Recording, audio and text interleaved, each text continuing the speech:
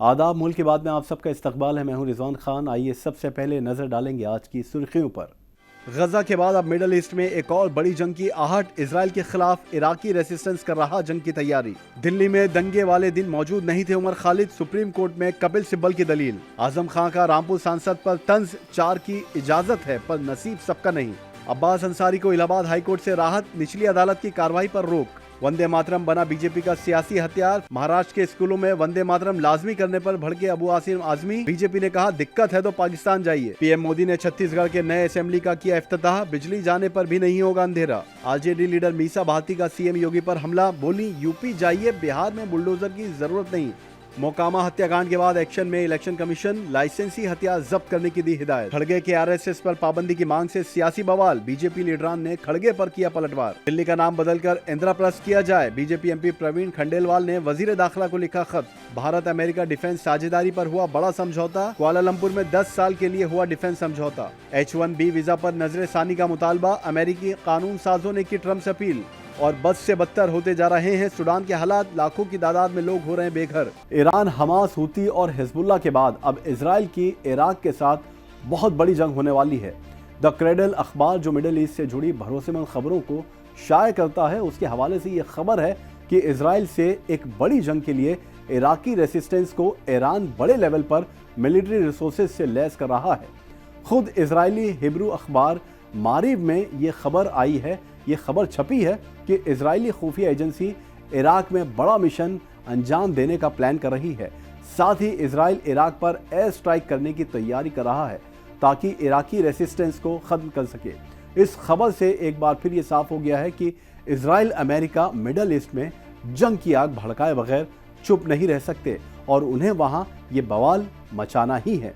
यही वजह है कि ईरान अब इराक में भी मिलिशिया को मजबूत कर रहा है ताकि ईरान भी मजबूती के साथ इजराइल से लड़ सके और उसे चारों खाने चित कर सके। इजराइल की गजा में जंग खत्म होने के बाद से नेतन्याहू की नजरें अब दूसरे मुल्कों पर हैं। एक्सपर्ट यहां तक खदशा जाहिर कर रहे हैं कि इजराइल ईरान के खिलाफ दोबारा जंग शुरू करने की तैयारी में है। इससे पहले वो ईरान के हिमायत याफ्ता देशों और ग्रुपों को निशाना बना रहा है। गजा पर जंग रुकने के बाद से लेबनान पर इजराइल की बमबारी जारी है और अब इसी कड़ी में इजराइल का अगला निशाना इराक है। इराक का रेजिस्टेंस भी अपने इजराइल मुखालिफ रुख के लिए मशहूर है। गजा जंग के दौरान इराकी मिलिशिया ने भी इजराइल पर कई बड़े हवाई हमले किए हैं। अब इजराइल से बढ़ते हुए खतरे को देखते हुए इराक फिर अपने मिलिशिया को मजबूत कर रहा है और इसमें ईरान पीछे से उसकी मदद कर रहा है। द क्रेडल की खबर के मुताबिक ईरान इराक के साथ मिलिट्री ताउन को मजबूत कर रहा है और इराक में ईरान मिलिट्री रिसोर्सेज को तेजी से सप्लाई कर रहा है क्योंकि ईरान इराक को इंटेलिजेंस के हवाले से खबर मिली है कि इजराइल इराक पर हमला कर सकता है। वहीं हिब्रू अखबार मारिफ के जरिए जारी एक रिपोर्ट के मुताबिक इजरायली फौज और खुफिया एजेंसी मोसाद इराकी रेजिस्टेंस गुटों से आने वाले एक बढ़ते खतरे के लिए तैयारी कर रही है। इजरायली फौज की नॉर्थ कमान के जरायों ने मारिफ अखबार को बताया कि इजराइल इसे अपने लिए खतरा इसलिए मान रहा है क्योंकि ईरानी हुकूमत इराक में मिलिशिया ढांचे में भारी तादाद में रिसोर्सेज लगा रही है ताकि हुक्म मिलने पर वो इजराइल पर हवाई और जमीनी लेवल पर हमला कर सकें।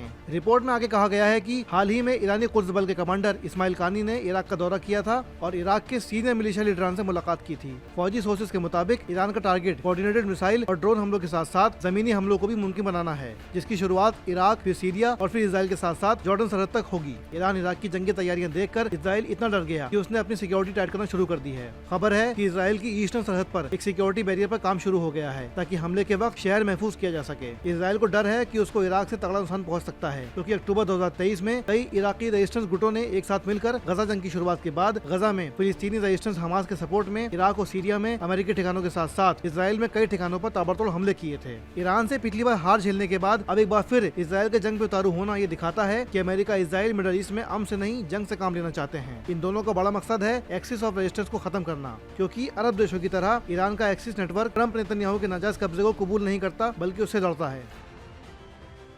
उमर खालिद के मामले में सुप्रीम कोर्ट में समाअत हुई। इस दौरान उनकी जानिब से पेश सीनियर वकील कपिल सिब्बल ने अदालत को बताया कि जिस दिन दिल्ली में हिंसा हुई थी उस दिन उमर खालिद शहर में मौजूद ही नहीं थे। उन्होंने अदालत में कहा कि उमर खालिद की जो तकरीर पेश की गई है वो दरअसल गांधीवादी उसूलों और अहिंसा पर मबनी एक पब्लिक स्पीच थी। फरवरी 2020 के दिल्ली दंगों से जुड़े यूएपीए केस में उमर खालिद ने सुप्रीम कोर्ट से जमानत की दरख्वास्त की है। उन्होंने कहा कि उनके खिलाफ ना तो किसी दंगे में शामिल होने का कोई सबूत है और न ही किसी साजिश का। सीनियर वकील कपिल सिब्बल जो उमर खालिद की पैरवी कर रहे थे, उन्होंने जस्टिस अरविंद कुमार और जस्टिस NV अंजारिया की बेंच के सामने कहा कि कुल 751 FIRs में से मेरे मुवक्किल के खिलाफ सिर्फ एक है और अगर इसे साजिश कहा जा रहा है तो ये अपने आप में हैरान कर देने वाली बात है। सिब्बल ने बताया कि दंगों के दौरान उमर खालिद दिल्ली में मौजूद नहीं थे और उनके पास ना कोई पैसा, ना हथियार और ना ही कोई आपत्तिजनक मवाद बरामद हुआ। उन्होंने कहा कि कोई भी गवाह उमर खालिद को हिंसा से नहीं जोड़ता। सिब्बल ने अदालत को याद दिलाया कि उमर खालिद का केस नताशा नरवाल, देवांगना कलीता और आसिफ इकबाल तन्हा जैसे कारकुनों के मामले से मिलता जुलता है, जिन्हें 2021 में जमानत मिल चुकी है। कपिल सिब्बल ने कहा कि 17 फरवरी 2020 को अमरावती में उमर खालिद की जो तकरीर थी, जिसे दिल्ली हाई कोर्ट ने उकसाने वाला कहा था, वो असल में गांधीवादी उसूलों और अमन की बात करने वाला बयान था, जो आज भी यूट्यूब पर मौजूद है। अपनी बेबाक तबीयत और तीखे बयानात के लिए मशहूर समाजवादी पार्टी के सीनियर रहनुमा और साबिक MP आजम खान का अंदाज जेल से बाहर आने के बाद भी बिल्कुल नहीं बदला है। इस बार आजम खान ने रामपुर के मौजूदा MP मौलाना मोहिबुल्लाह नदवी पर तंज कसा है। मुल्क के कद्दावर और सीनियर सियासी रहनुमा आजम खान ने सपा के रामपुर MP मौलाना मोहिबुल्लाह नदवी पर लगे इल्जामात को लेकर अपनी खामोश मगर नुकीली राय दी है। उन्होंने कहा कि ये उनका ज़ाती मामला है, इसमें मैं क्या कह सकता हूँ। जहाँ तक बात रही उनके टिकट की, तो ये उनका मुकद्दर था। टिकट मिला, जीते और MP बने। आजम खान ने मुस्कुराते हुए कहा कि किसी एक से गुजारा नहीं होता और किसी एक की शिकायतें भी बर्दाश्त नहीं होती, लेकिन नसीब अपना अपना होता है। एक साहब का किस्सा है, नई नई दोस्ती हुई थी। नए दोस्त ने पूछा कि शादी हो गई आपकी? पुराने ने कहा कि हाँ, ये मेरी 47वीं बीवी है। दोस्त ने हैरानी से पूछा, लेकिन शरीयत में तो 4 से ज़्यादा की इजाज़त ही नहीं है। उन्होंने मुस्कुराकर जवाब दिया कि निकाह के 3 दिन बाद बीवी इंतकाल कर जाती है तो मैं फिर से निकाह कर लेता हूँ। फिर उन्होंने सवाल करने वाले से पूछा, और तुम्हारी? उसने कहा, हमारा तो ऐसा नसीब कहाँ। आजम खान ने आगे कहा कि कोई एक से परेशान है और किसी के लिए माशाल्लाह इतने लोग इंतज़ार में हैं। उनकी चाहने वालों की तादाद में कभी कमी नहीं होती। उनकी शख्सियत की मिसालें भी दी जाती हैं। वो उनकी ज़िंदगी है, उनका तरीका, उसमें आपको या मुझे क्या एतराज़ हो सकता है। उन्होंने कहा कि इसमें शख्स की क्या ख़ता, शरीयत ने 4 की इजाज़त दी है। एक खातून ने मुकदमा दायर किया, वो ना करती तो बेहतर होता। ये ज़ाती मामला है, इस पर हम क्या तबसरा करें। मुकद्दर से टिकट मिला है और वो MP बने। इलाहाबाद हाई कोर्ट ने मॉडल कोड ऑफ कंडक्ट की खिलाफ वर्जी से मुतालिक एक मुकदमे में मऊ के MLA अब्बास अंसारी को बड़ी राहत देते हुए निचली अदालत की कार्रवाई पर फिलहाल रोक लगा दी है। ये मामला इंतखाबात के दौरान बगैर इजाज़त जलसा करने और भीड़ इकट्ठा करने से जुड़ा हुआ है।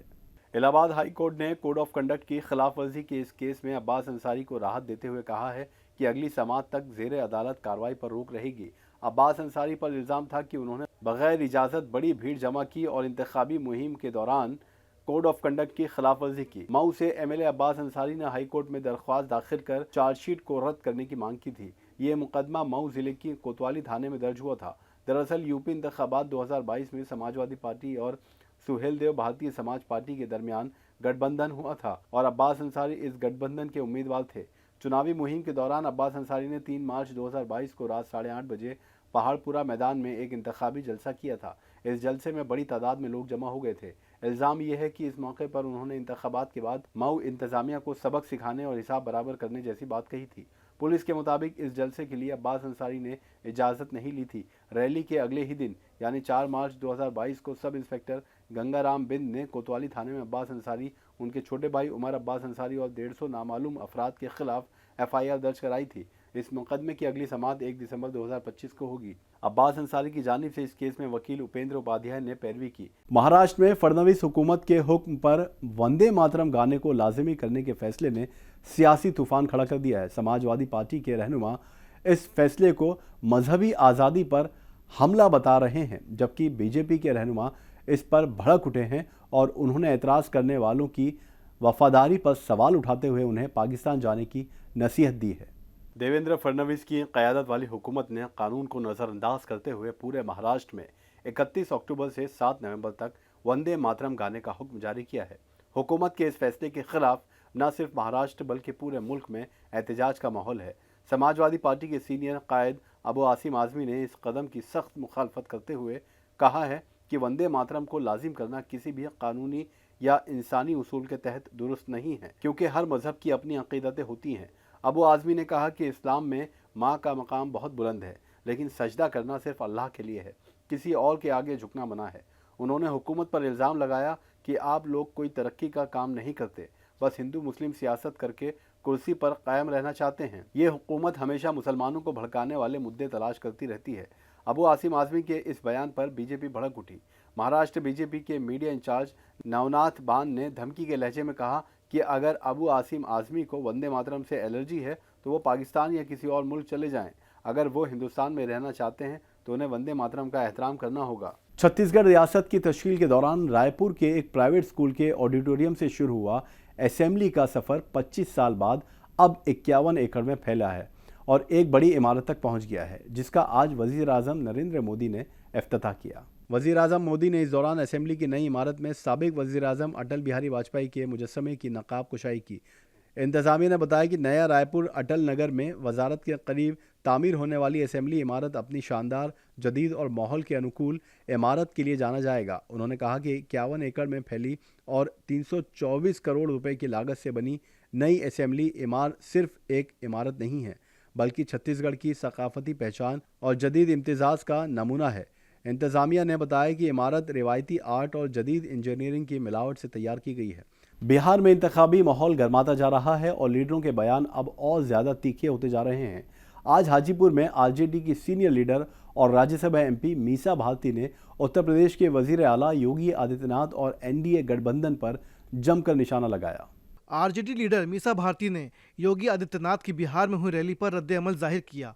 उन्होंने कहा, योगी जी का बिहार में कोई काम नहीं है, उन्हें यूपी जाना चाहिए और वहीं जाकर अपना बुलडोजर चलाना चाहिए। बिहार में बुलडोजर चलाने वाले लीडरों की कोई ज़रूरत नहीं है।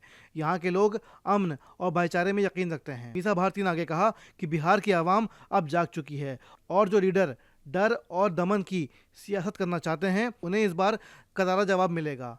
एनडीए की इंतखाबी ऐलान पर सवाल उठाते हुए मीसा भारती ने कहा कि 20 साल बाद इन्हें याद आया कि केजी से पीजी तक की पढ़ाई फ्री होनी चाहिए। जब इनके पास मौका था तब इन्होंने बच्चों का फ्यूचर बर्बाद कर दिया।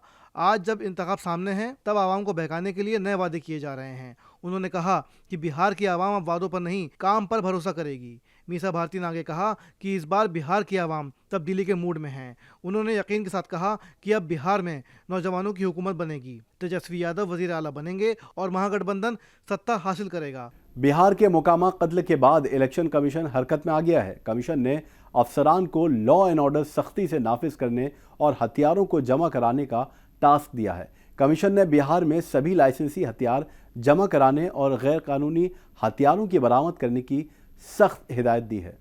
Chief election commission Gyanesh Kumar ने जुमे को वीडियो कॉन्फ्रेंसिंग के जरिए रियासत में लॉ एंड ऑर्डर की सूरत हाल का जायजा लिया। इस बैठक में चुनाव आयुक्त एसएस संधू और विवेक जोशी भी शामिल रहे।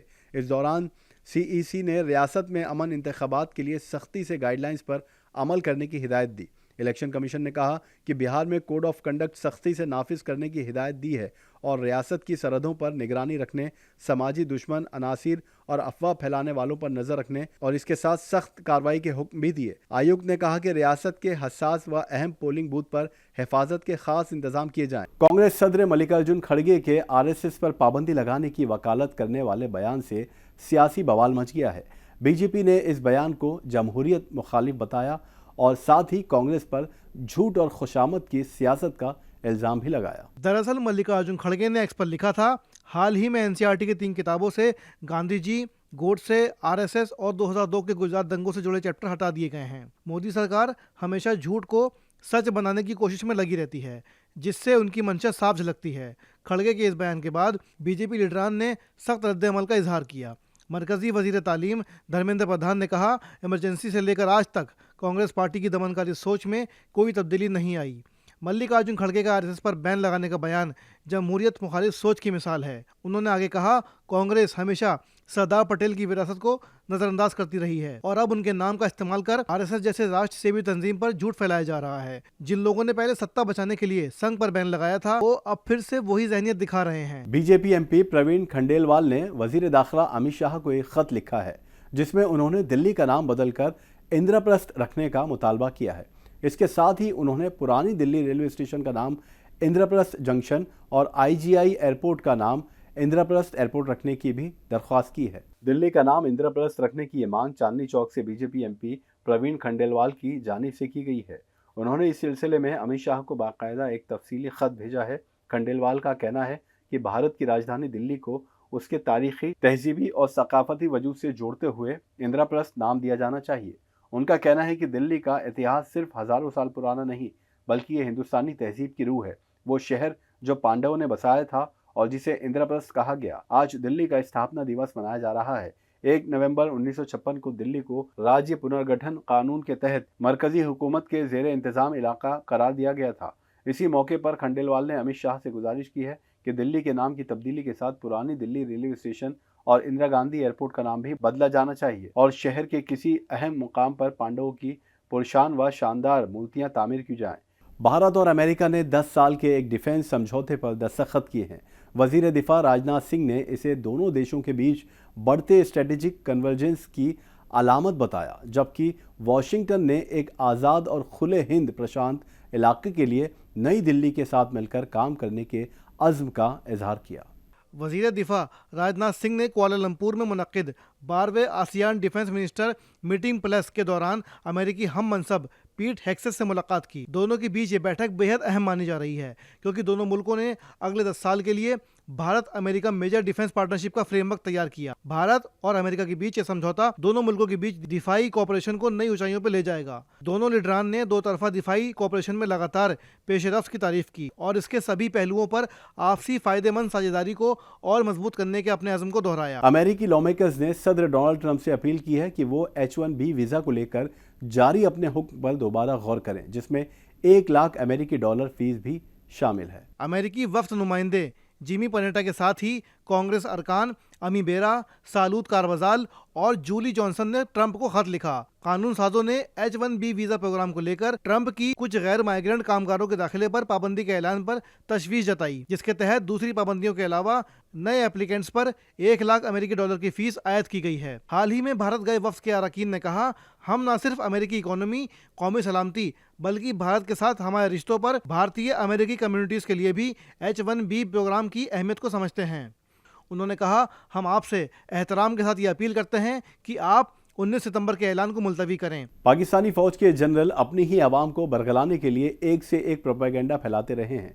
इस बार तालिबान के एक सीनियर ओहदेदार ने पाकिस्तानी जनरलों की खुलेआम बेइज्जती कर दी है। उन्होंने पाकिस्तानी फौज की दुखती रग पर हाथ रख दिया है। अफगान तालिबान के वजीर इत्तलात के सलाहकार कारी सईद खोस्ती ने पाकिस्तान की फौजी लीडरशिप पर बड़ा हमला बोला है। उन्होंने पाकिस्तानी सरकार को फौजी हुकूमत बताया। इसके साथ ही उन्होंने पाकिस्तानी फौजी क़यादत के बड़बोलेपन की भी पोल खोल दी। खोस्ती ने पाकिस्तानी फौज के सोवियत संघ के खिलाफ मुजाहिदीन जंग और अमेरिका के खिलाफ तालिबान जंग में जीत के दावे पर सवाल उठाते हुए कहा कि अगर उनमें इतना ही दम है तो वो कश्मीर को 75 सालों में क्यों नहीं फतह कर पाए। खोस्ती ने दावा किया कि इस्तांबुल में हालिया बातचीत के दौरान तालिबान के साथ पाकिस्तानी बातचीत करने वालों का रवैया तौहीन आमेज रहा। खोस्ती ने ये बातें पाक के साबिक फौजी अफसर आदिल रजा के साथ एक इंटरव्यू में कही हैं। सूडान के हालात काफी गंभीर बने हुए हैं। मर्डर, रेप और लूटपाट के हजारों मामले सामने आ रहे हैं। लाखों की तादाद में लोग बेघर हुए हैं और सड़कों से गुजरना भी काफी खतरनाक साबित हो रहा है। सूडान के नॉर्थ दारफूर सियासत के हालात दारुल हुकूमत अल फाशर के खात्मे के बाद भी तबाहकुन बने हुए हैं। UN के इंसानी हुकूक की तंजीमों ने कहा है कि शहरियों पर हमले लगातार जारी हैं। UN इंसानी मामलों के ऑफिस के मुताबिक बड़ी तादाद में आवाम तवीला कस्बे की ओर भाग रही है, जो अल फाशर से करीब 40 किलोमीटर दूर है। फिलहाल अल फाशर तक इंसानी इमदाद पहुंचना पूरी तरह से रुका हुआ है। ओछा ने बताया कि तावीला में UN और मकामी साझेदार नए पनाह गुज़ीनों का रजिस्ट्रेशन कर रहे हैं ताकि उन्हें इमरजेंसी मदद दी जा सके, लेकिन राहत के कामों में भारी कमी बनी हुई है। लोगों को ज़रूरी सामान, दवाओं, ट्रॉमा केयर, खाना जैसी ज़रूरी सामान की सख्त ज़रूरत है। IOM का अंदेशा है कि 26 से 29 अक्टूबर के बीच कम से कम 62,000 लोग अल फाशर और आसपास के इलाकों से बेघर हुए हैं। सड़कों पर हिफाजत न होने की वजह से लोगों का आना जाना बेहद मुश्किल बना हुआ है। इसके अलावा उत्तर कर्दोफान रियासत के हालात भी काफ़ी तशवीशनाक बने हुए हैं। OCHA ने बताया कि तवीला में UN और मकामी साझेदार नए पनाह गुज़ीनों का रजिस्ट्रेशन कर रहे हैं। OCHA के मुताबिक इस हफ्ते अब तक 12 कस्बे से लगभग 36,000 लोग बेघर हो चुके हैं। ये कस्बा रियासत की दारुल हुकूमत अल उबैद के शुमाली में वाक़ है। इलाकाई ज़रायों ने बताया कि रास्ते में जा रहे बेघर लोगों के अगवा और वसूली के वाक़यात लगातार सामने आ रहे हैं। तो मुल्क की बात में आज के लिए बस इतना ही। अगले शुमारे में कुछ और ताज़ा खबरों के साथ लौटेंगे। तब तक आप देखते रहें तहज़ीब TV। आदाब।